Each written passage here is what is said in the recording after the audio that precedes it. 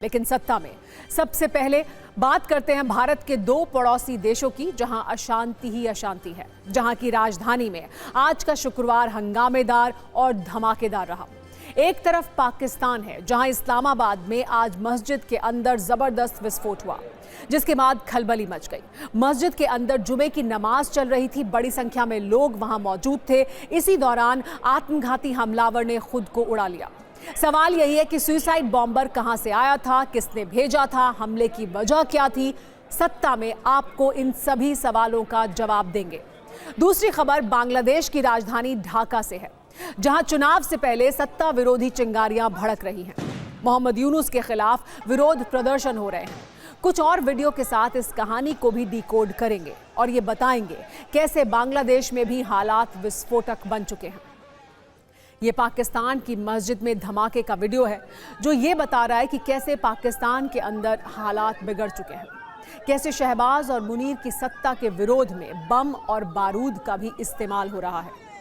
वैसे तो पाकिस्तान में पिछले कई दिनों से बीएलए वाले धमाके हो रहे हैं, लेकिन आज इस्लामाबाद आत्मघाती हमले से कुछ इस तरह कांप गया। सड़कों पर बिछी लाशें, मस्जिद में दहशत, नमाज के बाद दौड़ते भागते लोग, बिखरा सामान, हॉस्पिटल में घायलों की लंबी लाइन, जगह जगह खून के निशान, रोते बिलखते लोग। ये कहानी है पाकिस्तान में हुए आत्मघाती हमले की। आज दोपहर इस्लामाबाद की शिया मस्जिद में नमाज चल रही थी। शुक्रवार होने की वजह से जुमे की नमाज में बड़ी संख्या में लोग मौजूद थे। इसी दौरान जोरदार ब्लास्ट होता है। एक आत्मघाती हमलावर मस्जिद के पास आता है, पहले वहां मौजूद गार्ड को मारता है, उसके बाद खुद को उड़ा लेता है। इस ब्लास्ट में अब तक 31 लोगों की मौत की पुष्टि हो चुकी है। 169 से ज्यादा लोग घायल हैं। इतना जोरदार ब्लास्ट था कि इसकी आवाज 5 किलोमीटर दूर तक सुनी गई। सुसाइड बॉम्बर ने गेट पर खुद को उड़ा लिया। बताया जा रहा है कि फिदाइन मेन हॉल तक पहुंचना चाहता था, मौका न मिलने पर खुद को गेट पर ही उड़ा लिया। धमाके के बाद पूरे इलाके को सील कर दिया गया है। घटना के तुरंत बाद पुलिस और रेस्क्यू की टीम, पाकिस्तान रेंजर्स मौके पर पहुंची।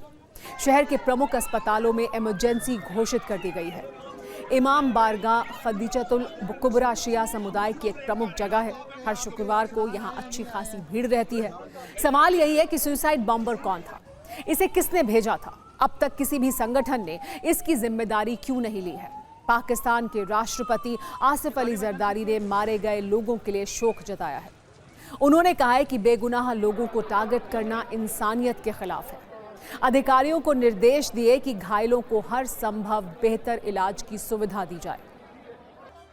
लेकिन आश्चर्य यही है कि जो देश दूसरे देशों में धमाके करने के लिए बदनाम है, जहां आज भी बड़ी संख्या में आतंकी रहते हैं, सत्ता के संरक्षण में साजिश करते हैं, वहां हमले कौन कर रहा है, वहां आतंकी स्टाइल में हमले कैसे हो रहे हैं, इसको लेकर क्या थ्योरी चल रही है। एक सवाल यह भी है कि क्या ब्लास्ट के पीछे मुनीर का हाथ है। ऐसा इसलिए कहा जा रहा है क्योंकि जब भी किसी विवाद में पाकिस्तान की सरकार फंसती है तो धमाके जरूर होते हैं। खुद को आतंकी पीड़ित दिखाने के लिए पाकिस्तान इस तरह की हरकतें करता रहता है। आपको बता दें कि बलूचिस्तान वाले फ्रंट पर पाकिस्तान की पूरी सत्ता विफल हो चुकी है। इसी दौरान ऐसे हमले भी हो रहे हैं। पाकिस्तान की नीति और नीयत दोनों में आतंक है, धमाके हैं, खून खराबा है। इसका परिणाम आज पाकिस्तान की जनता भी भुगत रही है। ये कहानी सिर्फ आज के ब्लास्ट की नहीं है।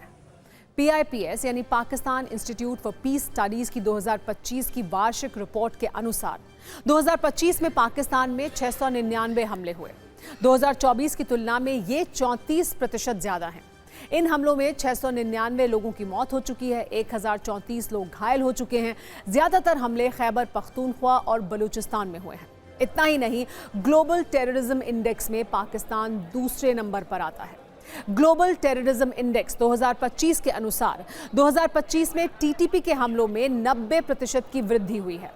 वहीं बलूच आर्मी के हमलों में 60% की बढ़ोतरी हुई है। इसके अलावा इस्लामिक स्टेट खुरासान भी पाकिस्तानी शहरों को टारगेट कर रहा है। अब आपको बताते हैं कि बलूचिस्तान ने कैसे पाकिस्तान की पूरी सत्ता को गंभीर चुनौती दे दी है।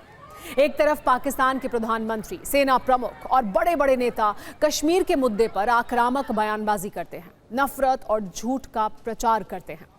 दूसरी तरफ पाकिस्तान कई फ्रंट पर सरेंडर कर चुका है। कल पाकिस्तान के प्रधानमंत्री शहबाज शरीफ ने कहा था कि जम्मू कश्मीर एक दिन उनके देश का हिस्सा जरूर बनेगा, लेकिन उनका देश कैसे टुकड़े टुकड़े हो रहा है इसका प्रमाण आप बीएलए के क्रांतिकारी कदम और विरोध बम में देख सकते हैं। बीएलए से डरकर पाकिस्तान की सेना स्थानीय लोगों पर फायरिंग कर रही है, विरोध प्रदर्शन करने वालों को गोली मार रही है। इसके कई वीडियो वायरल हो रहे हैं। वहीं बलूचिस्तान में बीएलए का नॉन स्टॉप अटैक जारी है। नुश्की में जुडिशियल कॉम्प्लेक्स पर हमला किया गया, जिसमें कोई पाकिस्तानी सैनिक घायल हुए। बलूचिस्तान में बीएलए की बड़ी मूवमेंट भी देखी गई है।